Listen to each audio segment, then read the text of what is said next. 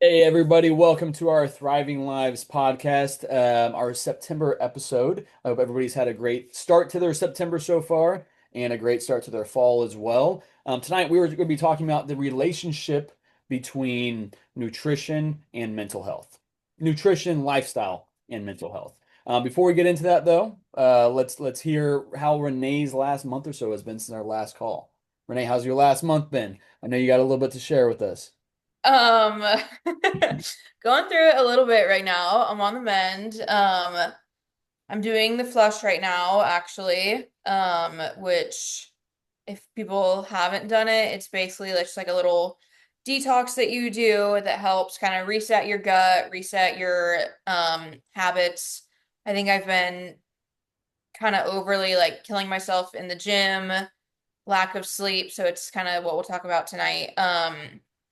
And that just led to some other kind of spiraling events. And so now I'm doing the flush. I've got lab work ordered. And so the flush just basically focuses on whole foods, anti-inflammatory foods, some like little liver detox supplements.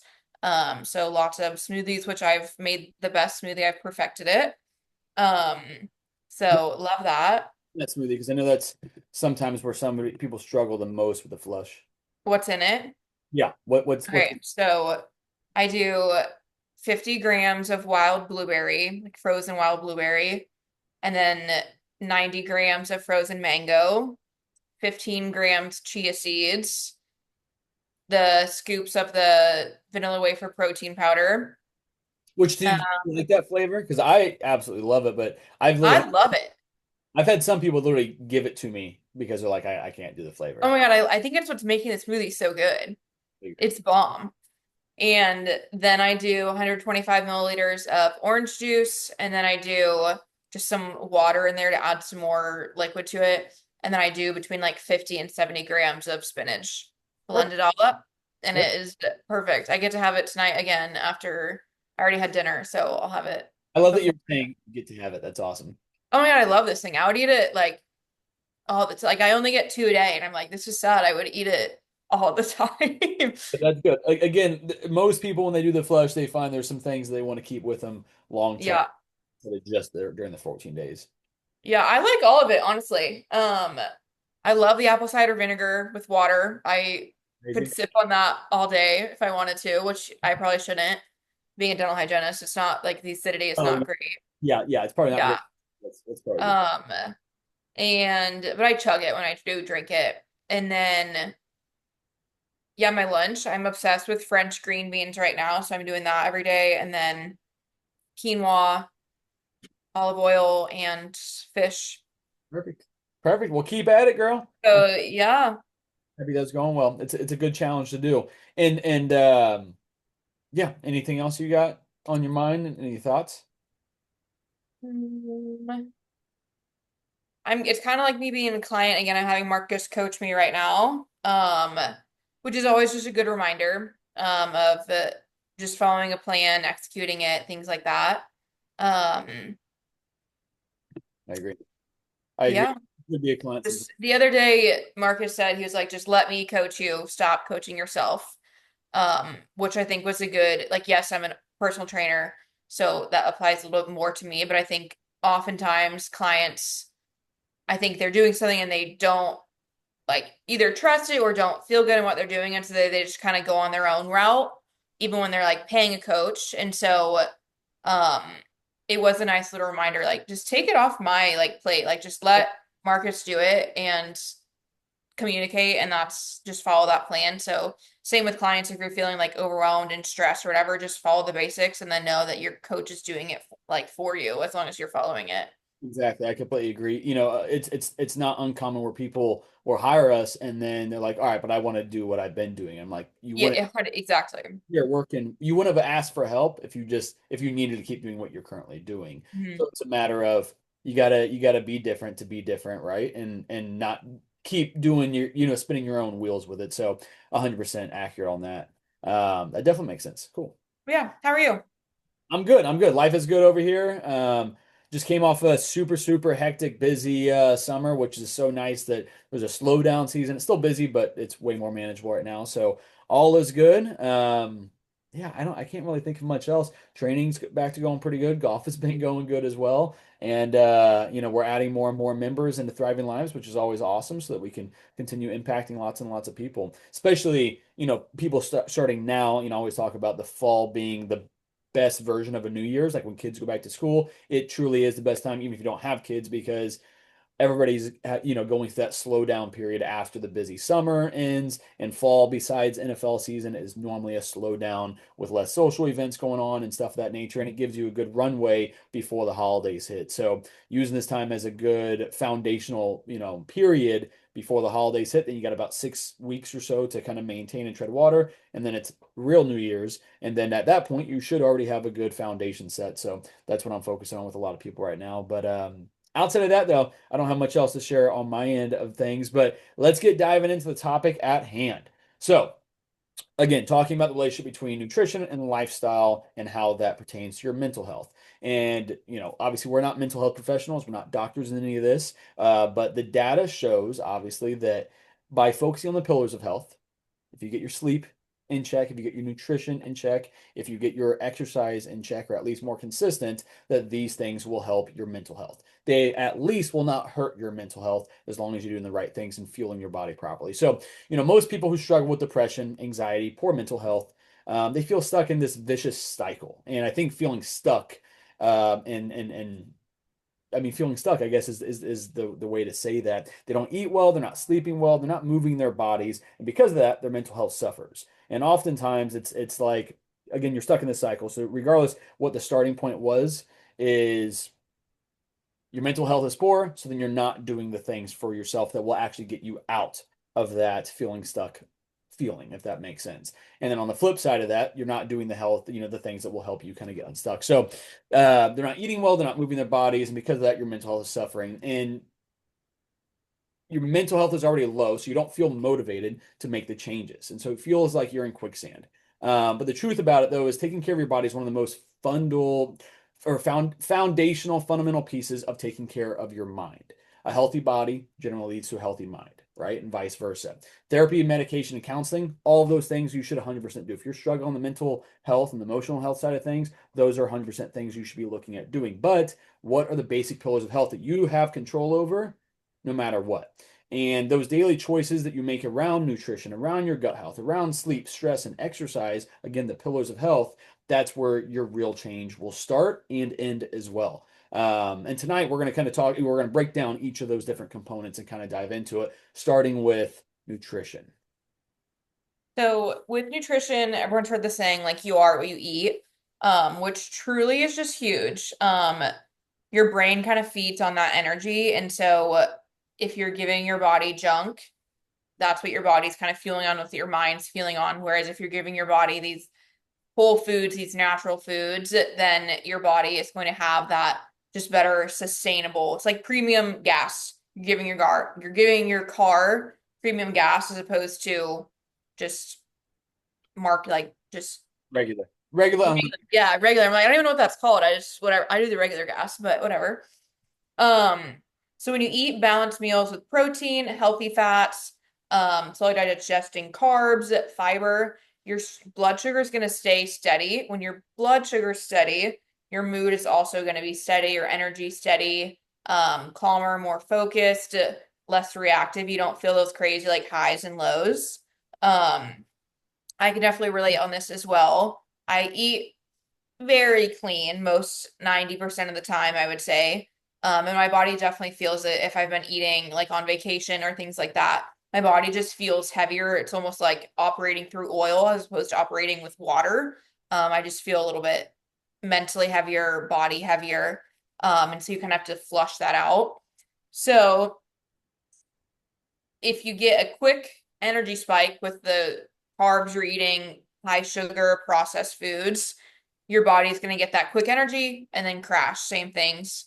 Irritable, anxious, foggy, craving more junk. The more junk you're feeding your body, the more you're going to crave that junk. Hands down, your bacteria in your gut is just kind of feeding off of that. Processed foods are also driving the inflammation. The inflammation in your body is then going to give inflammation to your brain, and then it's just kind of a trickling, again, full body connection there. So the more processed food intake you have, probably the more depression, the more anxiety. Um, and if you're not noticing it like right off the bat too, it's something that just kind of builds up slowly over time. Personally, I have both depression and anxiety. And again, like I said, I eat super helpful. Or super clean. I'm moving my body normally 6 to 7 times a week. And I still have anxiety and depression. And so I always want to say it's never something that is going to cure it, but it's just going to help it. Um, and again, the more you just kind of a body at rest is going to stay at rest. A body in motion stays at motion. It stays in motion.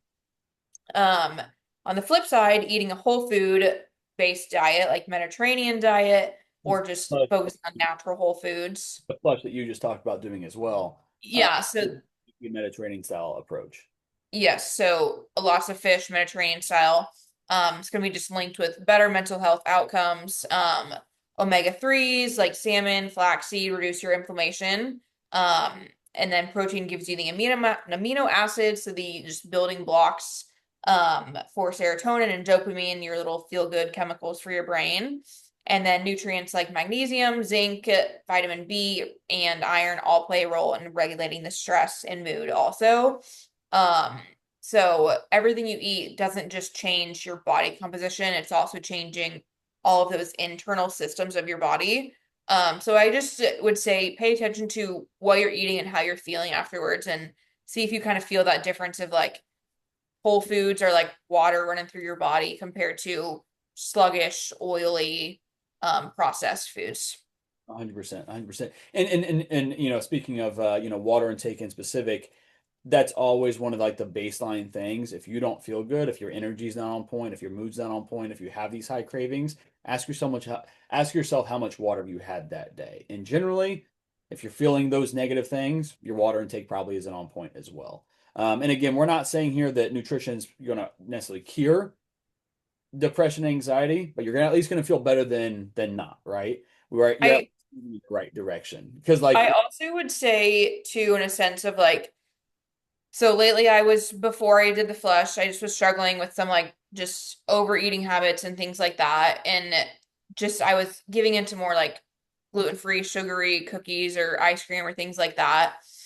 And I'm kind of noticing as well, be mindful of the content you're following online as well. So when I'm online and I'm seeing all these pumpkin recipes on TikTok or I'm seeing all these baking recipes, then what do I want? Now in my brain, I want that pumpkin cookie and I want that ice cream, or I want to try these pancakes that everyone's making online that are supposed to be better for you or whatever. But I've kind of correlated it in a sense of if I'm seeing this stuff on my phone on my For You page, now I'm kind of craving it a little bit more. And so I was curious. I was like, I wonder if I didn't have social media, like would I be thinking of all these like new fun foods that I need to go try?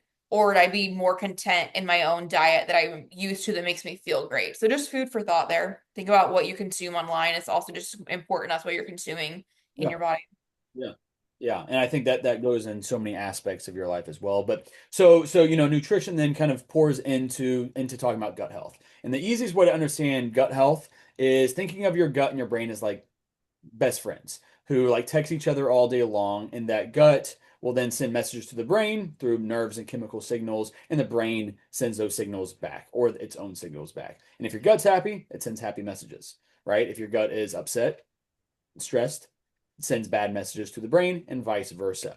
Most people don't realize, but around 90% of your serotonin, that feel good chemical, is made in your gut, not your brain. That's how powerful the gut is. And so that's where, again, like a Renee situation, she might still have some depression and anxiety and things of that nature, right? But for a lot of other people, simply if they're not moving their body or eating healthy and things of that nature, you're going to see a big improvement in those serotonin levels, in those feel good, happy chemicals, because you are feeling those chemicals actually made in your gut. So when your gut bacteria, and you'll hear us, talk about microbiome. That's your gut's, balance of good and bad bacterias.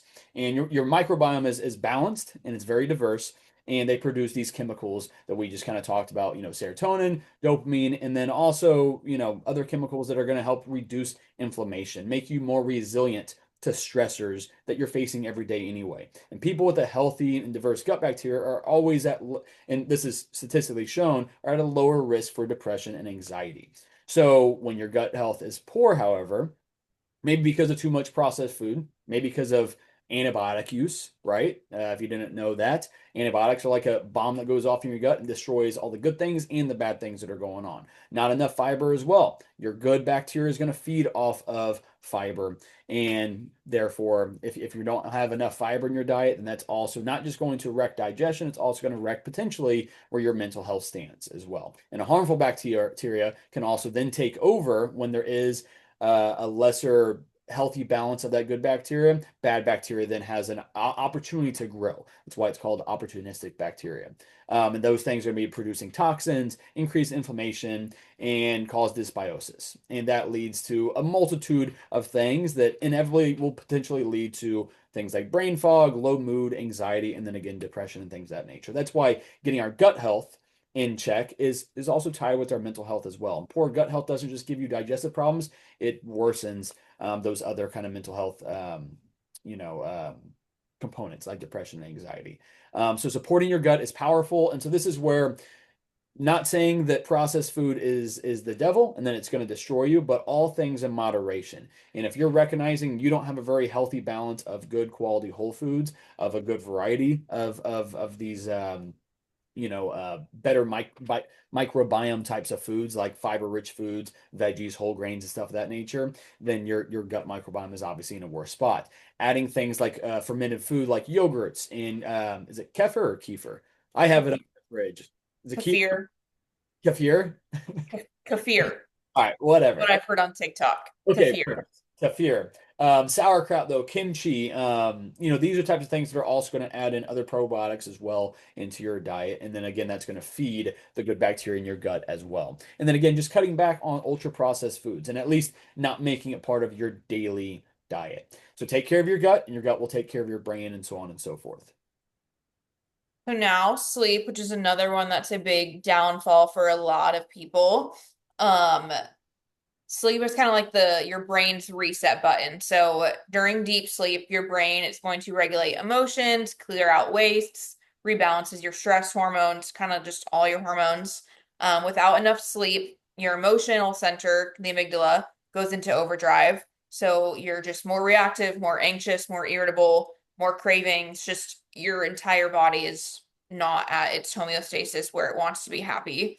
Um, so poor sleep also messes with hunger levels directly. So when you don't sleep enough, your hunger hormone goes up and your satiation hormone goes down. So you're hungrier, less fat satisfied, have more cravings. If you think about it, the way I like to describe it is your body is like refueling overnight, gaining that energy. And so if you're not sleeping well enough, not getting enough category of each correct sleep, your body's going to crave energy.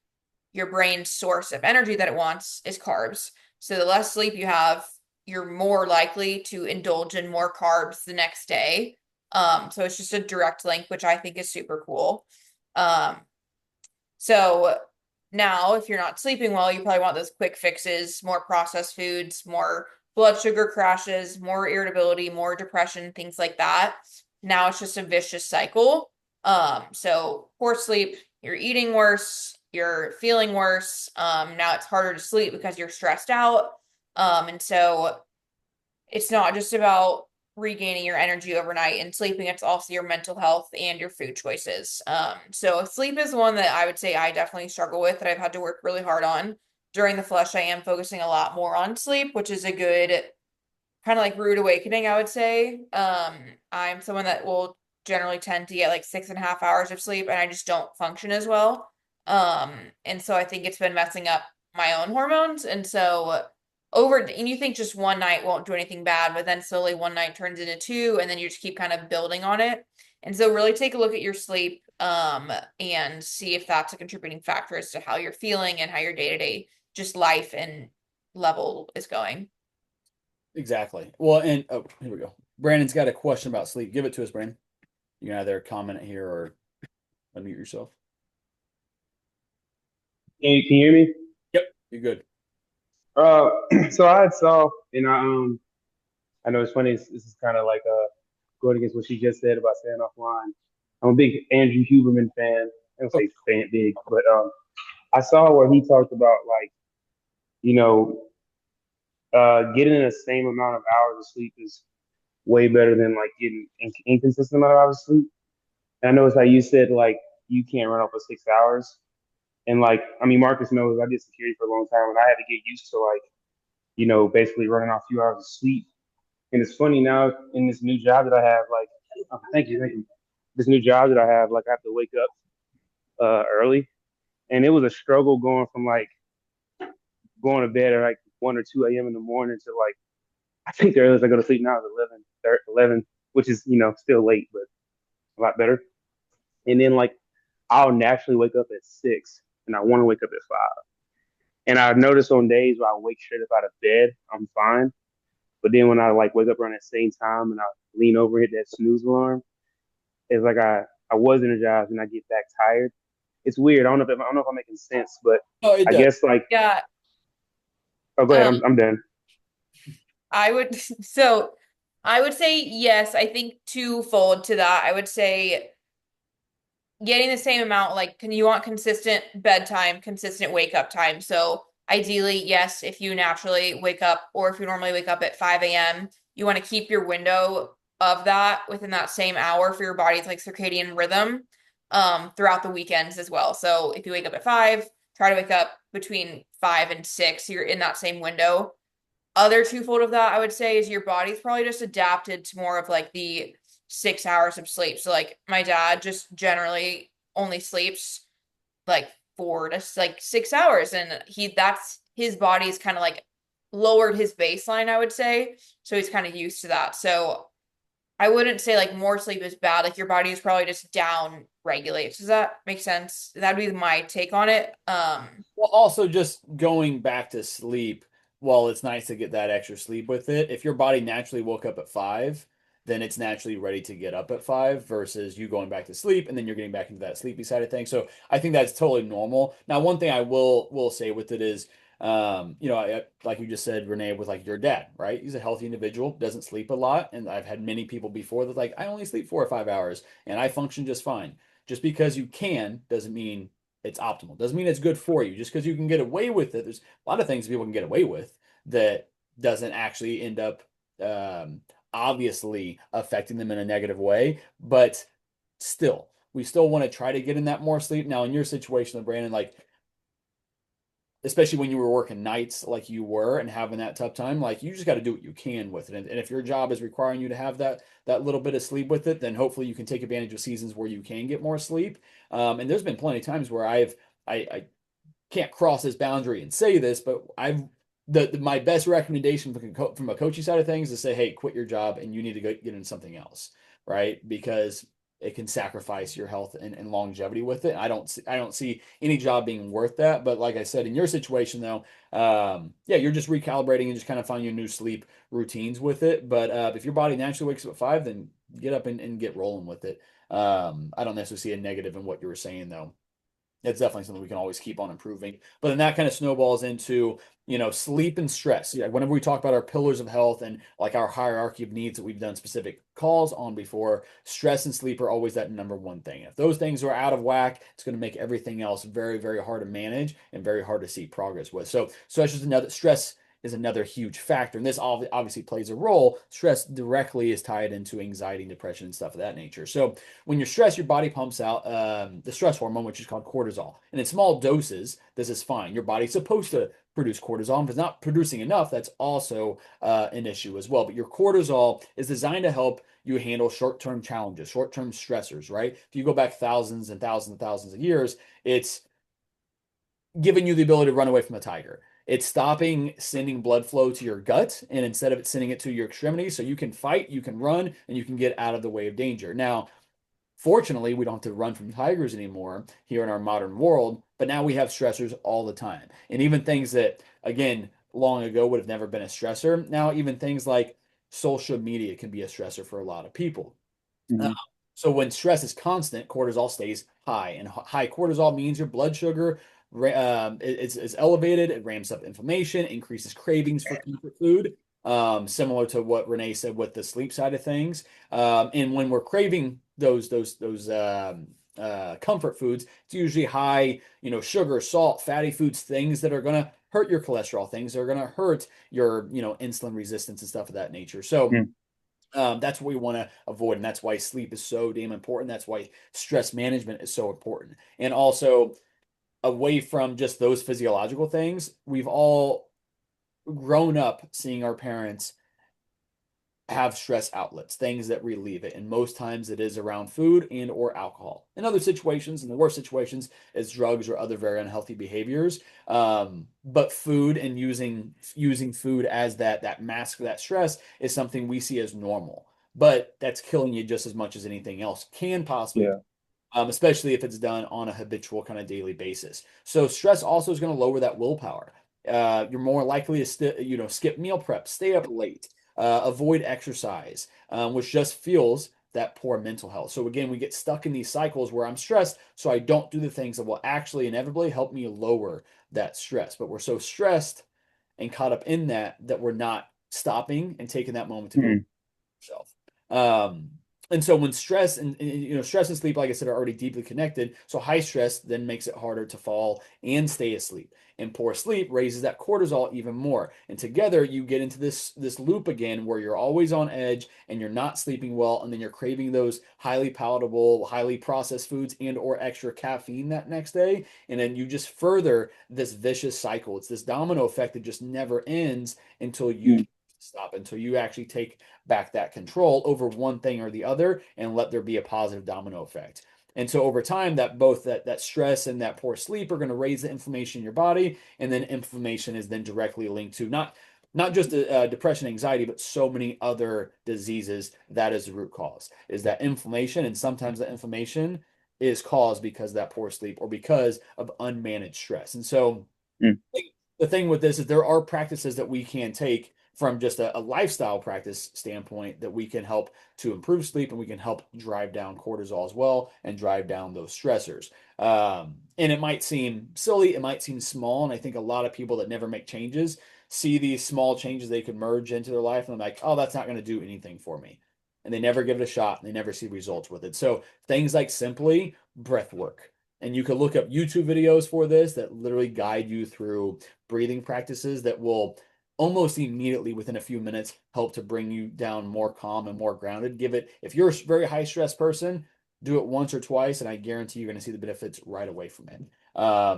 Prayer, journaling for some people, walks in nature. That's my stress relieving thing. I love the gym, and that is a component of stress relief for me. But anytime I feel really overwhelmed and really stressed or have a lot of thoughts going on in my mind, if I'm sleeping poor, if I'm up at 2 a.m. writing notes down because I'm stressed or whatever the case is, getting out in nature as soon as possible is going to help me kind of relieve that as well. And spending time with friends and family too, if you get caught up working too much and not taking enough time for that social time. So, again, managing stress and prioritizing sleep, these aren't just nice ideas for you to have. They're essential strategies in your health journey, both physical, mental, and emotional. Great, great, great, great thoughts and points. Thank I had questions, but you answered them along the way. Oh, did I? Oh, my Yeah, bad. you answered them. You answered them. Good, good. I love that. I love that. So last but not least is going to be movement. So movement is one of the just most powerful natural antidepressants we have. Same thing, just because you're moving your body doesn't mean your anxiety and depression, whatever, is cured. But it does boost endorphins, dopamine, serotonin. And so that's the same chemicals that medications target. And so adding that into other practices that you're doing to help your mental health is definitely beneficial. And it also will lower stress hormones like cortisol, to kind of play devil's advocate on that as well to a certain extent. If you are overdoing your exercise, you are just going to raise your cortisol. If you're running every single day, doing all this high intensity cardio, high intensity weightlifting, things like that, it is a stressor on your body. And so there is a healthy balance of movement and exercise. Um, Especially if you're doing so that and then not sleeping. Would you That's say? especially if you're doing that, like intensive exercise on a consistent basis, and then also not sleeping, you're not Yeah. allowing that cortisol to come back down. So everything in moderation, right? Everything in moderation, yeah. Um, and again, it doesn't have to be extreme, just like walking, lifting, yoga, biking, sports, any kind of movement that's going to make you feel good. Um, is just going to help with overall symptoms. It's also going to exercise builds confidence, improve sleep, give you a sense of accomplishment. It's just about more emotional resilience. It's kind of funny, everything that we're talking about today with no sleep, a lot of workouts, processed foods is why I'm having Marcus coach me right now. And so just I say that in a sense of this is one of my careers, this is my focus. I'm constantly thinking about my own health. And so the fact that it can slip from me and I can have struggles definitely shows that other people that don't have the knowledge that I have also, I don't say that in a cocky way. I just Yeah. Yeah. like I'm educated on it. So if I can be educated on it and still have times where I'm struggling, just imagine the average person that doesn't necessarily have those little tools in their toolkit to know these things. So again, that's just when it's super helpful to have a coach in your little pocket, and guide you through these things because And it happens to everybody. and what you just kind of pointed out should also point out for people too that you got to give yourself grace if you don't have it all together from a health standpoint, like most people don't, and even people where this is our business, right? You still have these struggles with it because health is not something you do for an hour a day, it's something you do 24/7, year round, and it should be a mindfulness that you have year round with that. Obviously, you go through seasons where it might be less of a priority or days where you can't control everything. But just know that everybody struggles with it, including coaches where this is our full-time job. So if you're struggling, don't beat yourself up about it. But even Renee, who is a coach herself, has said, "Hey, I need some help during this time, and maybe take the thoughts off my plate, the decision fatigue, and just say, do this, and I'll go do it." Yeah, and I will say I even told Marcus within the first few days of doing the flush, my body just felt lighter, felt cleaner. My mood had improved. And so it truly, truly is. The more you're in tune with your body, the more you're recognizing these patterns in your life, the more kind of power you have. Of course. Of course. So, and kind of wrapping up, I'll kind of recap some of this stuff. So, nutrition, as we know from this, it fuels your brain, right? Gut health is going to shape your mood. Sleep is going to reset your emotions. Stress management calms your mind, and exercise boosts your resilience. And one other thing to kind of note with all these things is when you are in that stuck moment of feeling anxiety, feeling depression, and feeling like you're literally in quicksand, the moment you start making investments, even one small investment, you always feel better afterwards. Anybody who hates working out or resist going and working out, they've always said, and I get multiple texts each week, so thankful I went to the gym. I feel so much better afterwards. And that's because of those exact things. It yes, partially is the dopamine, the serotonin, and whatnot that gets released from that exercise. But additionally, it's just knowing that you did something that you should do for yourself that you don't always do, and you're proud of yourself for making that one decision. And so thinking about it, like how many times can I make these deposits into my health? And every time you do it, you're gonna feel better about it. Versus if you're already feeling like shit and now you're making, nutrition choices, exercise choices, binge watching instead of going to sleep, you're making these choices that just further that side of things. So your mental health, just recognize your mental health is not separate from your body. It's all deeply, deeply connected. And if you feel stuck right now, remember you don't have to fix everything at once, but it does start with one change. It does start with that first step. It does start with eating a balanced meal, going for that walk, setting a better bedtime routine, and actually following through on it. Or, like I just said a few moments ago, go to YouTube in a very, very stressful day and just type in breathing exercises, do it for a couple minutes, and see if that helps bring down that stress, bring you down more grounded and more present at the moment. And I just know that every meal, every walk, every good night of sleep is that message to your brain that you're taking back control, and you will feel proud of making at least just that one choice with this. Your body and mind are on the same team, yet most people don't see it that way. So take care of one and you'll be taking care of the other. And one of the hardest parts about mental health is that the things that make you feel better, and again, recapping and all this, the things that make you feel better often require effort. and you don't feel like giving that effort when you're struggling. But again, it's the one outlet of actually getting unstuck. So when you're tired, when you're stressed, when you're depressed, the last thing you want to do is cook a meal. Is go for that walk. Is shut down your phone early and stop doom scrolling. And your brain just convinces you it wants comfort. And right then in that moment, as uncomfortable as you do feel, it's also comfortable to just sit there and do absolutely nothing. Way more so than it is to step up and go do what it is that you know will actually help you overcome it. Or hopefully from this call, you're recognizing will help you overcome it. Those are the moments that you need to push through.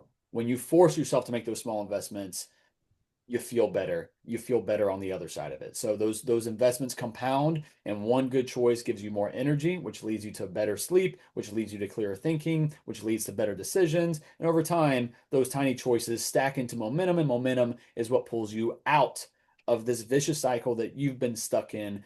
Um, just remember, it's not about perfection, right? It's always about consistency. Consistency always beats perfection because perfection is not realistic, not when it comes to health, not really comes to anything, but especially a healthy lifestyle. And every time you're showing up for yourself, even in the smallest of ways, you're proving to your brain that you're not helpless and you have control over this. You're not a victim of life. Life is a victim of what you decide to make it. So take back control of your mental health, one intentional investment at a time. And that all starts with all these pillars of health that we're talking about tonight. Anybody got anything, any questions? That was kind of our conclusion for the call tonight. I hope this made some sort of impact on those that are listening. That was Yeah, good. Thank I got a you. question. Oh, sorry. Thank you, Stephanie. I appreciate you making the call tonight. Absolutely. We'll be in touch soon. Yeah. Thanks, guys. Brandon, what's up, brother? I need a vicious. This is kind of crazy too. Sorry. I need a vicious uh consequence for not sending you my macros and not checking in like I need to, because I know I'm busy, but it's no excuse. So Well, I'm not going to give you a vicious consequence. That's what I heard you, right? I'm being extreme, because we say this thing like when we sit in meetings, we'll be like, I'm would you let them? I'm gonna, if you're not violently opposed, I'm gonna reach out to such and such. So I I just take that with a grain of salt. Yeah, yeah. But I mean, I will say this, though your check-ins might not be happening exactly on Sundays right now, they're still happening. And the good thing is, in a lot of people's instances, when they might miss a check-in, it's because they're avoiding it because they didn't do a good job. When you're missing right now, I'm not saying you have a good excuse for missing your check-ins and not doing them on time, but at least I know that you're still moving in the right direction. Like your trend is definitely a good trend, and you're obviously kicking ass with it. So give yourself some grace. Uh-huh. But if you know you can do better with that and getting it in on time, then obviously get it in on time. Yes, sir. Stephanie said her too as well. Yes. But like I Yes, said, sir. Got you. some communication, even at awkward days or times, whatever, is always better than just absolutely missing it or not submitting it because it's a day late. I always rather it be late. Just know that my response just might be late because of that. Sounds good. You guys got it. All right. Well, great call tonight. Again, thanks for taking the time out of your guys' evening to be here tonight. And yeah, keep kicking ass. And again, just know that the next couple months for the average person are a smoother time to really step up and conquer some things. So use this as kind of your building blocks into what is 2026 going to be. That kind of starts now. Don't wait till January 1st. Otherwise, you guys have a Yes, great sir. year, and we'll see you all on the next one. See you guys.